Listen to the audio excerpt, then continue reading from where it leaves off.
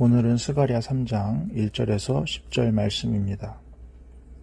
대제사장 여호수아는 여호와의 천사 앞에 섰고 사탄은 그의 오른쪽에 서서 그를 대적하는 것을 여호와께서 내게 보이시니라. 여호와께서 사탄에게 이르시되 사탄아 여호와께서 너를 책망하노라. 예루살렘을 택한 여호와께서 너를 책망하노라. 이는 불에서 꺼낸 그슬린 나무가 아니냐 하실 때에 여호수아가 더러운 옷을 입고 천사 앞에 서 있는지라.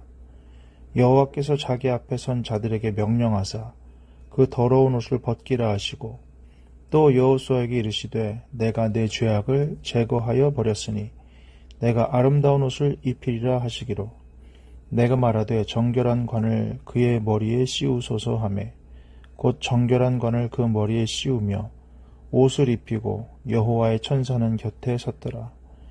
여호와의 천사가 여호수아에게 증언하여 이르되 만군의 여호와의 말씀에 내가 만일 내 도를 행하며 내 규례를 지키면 내가 내 집을 다스릴 것이요 내 뜰을 지킬 것이며 내가 또 너로 여기 섰는 자들 가운데에 왕래하게 하리라.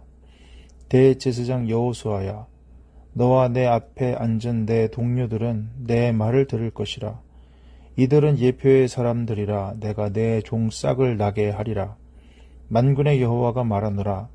내가 너 여호수아 앞에 세운 돌을 보라. 한 돌에 7눈이 있느니라.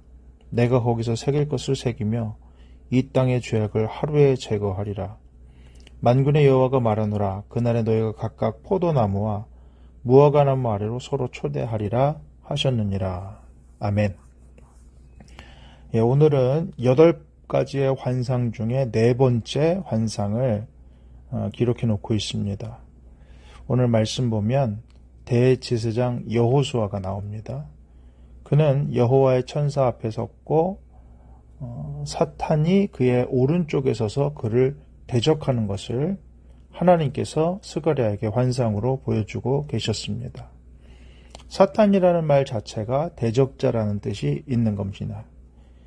그런 어떤 악마적인 것이라기보다는 원뜻이 대적자입니다. 사탄은 인간을 정죄하지요. 그런데 뭘로 정죄합니까? 말도 안 되는 거 가지고 정죄하지 않고 실제로 인간이 행한 죄를 가지고 정죄합니다. 내가 행한 잘못을 영체인 사탄이 보고 있는 것이죠.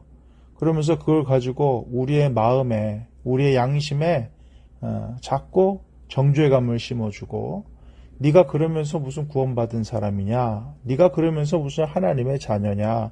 너는 자격이 없다. 이렇게 정죄하는 것이죠. 그러나 하나님께서는 어떻습니까? 하나님께서는 우리의 연약함에도 불구하고 오직 하나님의 은혜로 말미암아 우리를 덮어주신다는 것을 오늘 말씀을 통해 알 수 있습니다. 2절에 여호와께서 사탄에게 뭐라고 말씀하십니까? 여호와께서 너를 책망하노라. 예루살렘을 택한 여호와께서 너를 책망하노라. 이렇게 말씀하십니다. 하나님께서 사탄을 책망하시는 이유는 무엇입니까? 우리가 바로 하나님이 택하신 자이기 때문입니다. 우리는 비록 연약할 수 있습니다. 더러울 수 있습니다. 오늘 본문에서도 이는 불에서 꺼낸 그슬린 나무가 아니냐 이렇게 얘기합니다. 그슬린 나무라는 것은 고난을 통과한 것이지요. 죄 때문에 고난당한 것이기도 하고요. 또 더러워졌지 않습니까? 나무로 그슬러졌는데 우리 역시 마찬가지 아닙니까? 어떨 때는 자초한 화를 우리가 스스로 누리기도 하고요. 또 하나는 그 모든 과정에서 스스로 죄악에 뒹굴려져서 얼마나 그슬린 나무처럼 더럽습니까? 그래서 3절에 여호수아가 더러운 옷을 입고 천사 앞에 서 있었다 이렇게 얘기합니다. 더러운 옷이라는 것은 결국은 죄악을 상징한다고 4절에 나와 있는데요. 여호수아 자신의 죄악일 수도 있고 이스라엘의 죄악일 수도 있습니다. 어떤 인간이라도 심지어는 대제사장이라 할지라도 인간이라고 하면 정죄를 받을 수밖에 없는 존재이지만 하나님께서 그를 정결케 하시고 그리고 새롭게 하신다는 거죠. 4절에 나와 있죠. 그 더러운 옷을 벗기라 이렇게 말씀하셨습니다. 그리고 내가 내 죄악을 제거하여 버렸으니 내게 아름다운 옷을 입히리라. 그러면서 5절에 정결한 관까지 씌우고 있습니다. 그러니까 하나님 앞에 새롭게 되는 순서가 있는데 첫 번째는 뭐냐면은 죄가 제거되는 것이고, 그리고 나서 하나님께서 회복시켜 주시는 것이죠. 아름다운 옷으로, 정결한 관으로 그의 신분을 회복시켜 준다는 것입니다. 하나님의 자녀로서 우리가 마땅히 누려야 되고 발휘할 수 있는 영적인 능력들이 있습니다. 그런데 우리가 죄악 가운데 젖어 있게 되면은 그것을 사용할 수 있는 능력이 있음에도 불구하고 사용하지 못하는 것이죠. 벼룩도 낯짝이 있다 이렇게 생각을 합니다. 그러면서 우리가 기도하고 하나님의 나라를 위해서 헌신하면 하나님의 역사가 있을 것인데, 사실은 사탄이 그걸 싫어하기 때문에 더욱더 우리를 정죄하는 것입니다. 자, 그때 여호와의 천사가 여호수아에게 증언하였습니다. 뭐라고 말합니까? 만군의 여호와의 말씀에 내가 만일 내 도를 행하며 내 규례를 지키면 내가 내 집을 다스릴 것이요 내 뜰을 지킬 것이며 내가 또 너로 여기 섰는 자들 가운데 왕래하게 할 것이다 라고 말합니다. 하나님의 은혜는 정말 전적인 은혜예요. 거저 주시는 것입니다. 그래서 은혜요 선물입니다. 그런데 하나님 앞에 지속적으로 쓰임받고 하나님의 나라에 왕래하고 하나님의 집을 다스리고, 여기서 이제 하나님의 집과 하나님의 뜰은 성전을 말하는데, 하나님께서 맡겨주신 자리에서 맡겨주신 사명을 지속적으로 능력 있게 은혜 가운데 감당할 수 있는 방법은 무엇입니까? 순종이라는 것이죠. 내가 만일 내 도를 행하며 내 규례를 지키면, 그러니까 하나님께서는 먼저 그를 건져내시잖아요. 먼저 정결하게 하시고 새롭게 하시고 회복시켜 주신 다음에 하나님께서 일할 수 있게 해주신 다음에 네가 지속적으로 쓰임받고 지속적으로 축복 가운데 거하려면 순종해야 된다. 하나님의 말씀에 네가 거해야 된다. 이렇게 말하는 것입니다. 많은 사람들이 하나님의 은혜를 받고 잠시 쓰임받다가 결국은 다시 자기 삶에 매여 있는 이유는 뭡니까? 말씀에 순종하지 않기 때문이라는 것을 오늘 본문을 통해 알 수 있습니다. 자, 그러면서 그럼 이 환상 중에 본 여호수아 대제사장은 어떤 것을 상징하는 것이냐? 바로 예표의 사람들이다. 내가 내 종싹을 나게 하리라. 바로 메시아에 대한 예표라는 것을 말해주고 있습니다. 그러면서 메시아이신 예수님이 오셨을 때 어떤 일이 벌어지느냐? 9절입니다. 9절.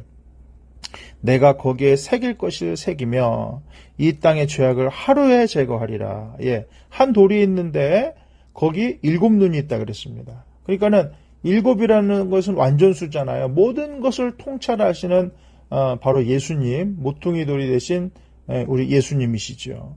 그런데 예수님이 하시는 가장 위대한 메시아로서의 역할은 뭡니까? 하루 만에 이 땅의 죄악을 제거하시는 거죠. 단번에 지성소에 들어가시는 것입니다. 단번에 제물로 드려지셔서 더 이상 우리가 제사 지낼 필요가 없게 만드신 것입니다. 누구를 죽이거나 피를 흘리거나 할 필요가 없이 예수님의 피의 공로로 말미암아 한 번에, 하루에라고 오늘 나와 있죠. 제거가 되는, 죄악이 해결되는 그런 역사가 있었다라는 것입니다.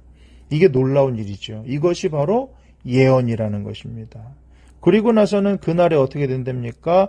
너희가 각각 포도나무, 무화과나무 아래에서 서로 초대하겠다. 예, 얼마나 평안한 모습입니까? 하나님께서 주시고자 하는 모습이 바로 여기 있다는 것입니다. 그러므로 우리 말씀을 정리합니다. 우리는 인간이기 때문에 대제사장 같은 자도 아닐 뿐더러, 그러나 구원받은 자라고 그러면 왕 같은 제사장, 대제사장이라고 말하지 않습니까? 왕직을 겸한 제사장이 바로 대제사장입니다.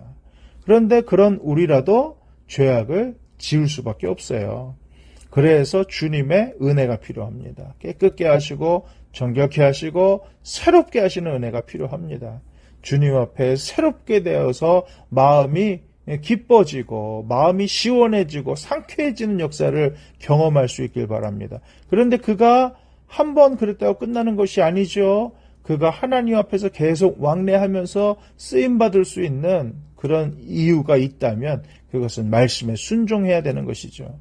예수님께서도 제자들에게 뭐라고 말씀하십니까? 발을 씻어주면서 내가 네 발을 씻어주지 않으면 너와 상관이 없다. 그러나 너희는 이미 목욕했기 때문에 깨끗한 자라고 말씀하셨습니다. 아무리 깨끗한 자라도 발에 먼지가 묻습니다. 그것을 날마다 제거해야 된다. 이게 주님의 말씀이에요. 주님의 말씀 앞에 우리 자신을 날마다 내어놓아야 됩니다. 그래야 주신 축복을 지속적으로 누릴 수 있다. 주신 은혜의 삶 가운데 지속적으로 쓰임받을 수 있다라는 것입니다. 사탄은 언제라도 우리를 쓰임받지 못하게 하고 언제라도 죄책감 가운데 무너지게 하기 위해서 없는 것이 아니라 실제 우리가 지은 죄를 가지고 우리를 참수할지 모르지만 하나님이 은혜로 오히려 사탄을 정죄하시고 사탄을 대적하십니다. 왜냐? 우리 죄를 위해서 우리 죄를 단번에 해결하신 예수 그리스도 보혈의 공로가 있기 때문입니다.